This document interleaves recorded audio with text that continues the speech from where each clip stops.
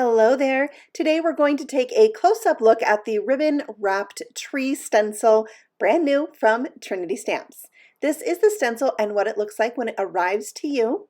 I am going to cut the top off and take that stencil out so that you can see it. It is a one-piece stencil and both layers that you need are on this one piece.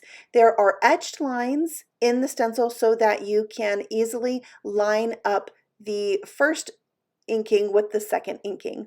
You can see here when I put my ruler down on the lowest etched line and measure to the top of that tree, it's just over 6 inches.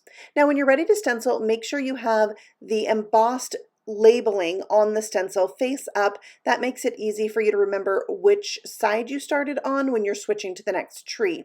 I lined this up in the corner of my paper. I have an 8.5 by 3.5 inch piece of cardstock, so you can see how this fits on a slimline card.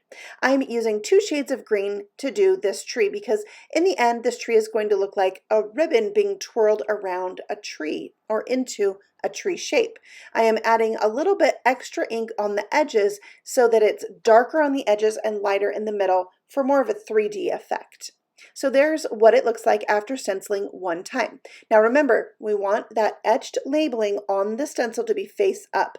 Now I'm going to line up the second part of the stencil with what I already stenciled, and remember there's etched lines in this so I can line those lines up with the tree I already stenciled. So now I'm going to come in with another shade of green, a darker shade, and stencil that color on, and that's going to give me the look of maybe the front and the back of one piece of ribbon twirling around into this tree shape.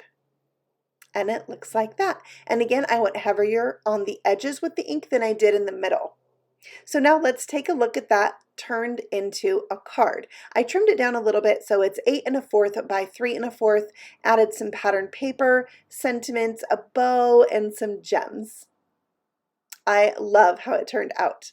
Next, we're going to take a look at a few other cards created with the stencil by our design team.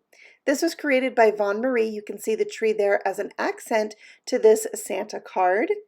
Here, the same tree is used in the center of a slimline card, and I love all the branches around it.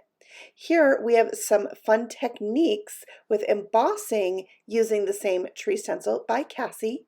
And then Tanya has made 3 different trees playing with different mediums such as gels and pastes. I thank you so much for stopping by. You can find more inspiration from Trinity Stamps on Instagram and Facebook too. We'll see you all again on the next video. Happy stamping! Bye!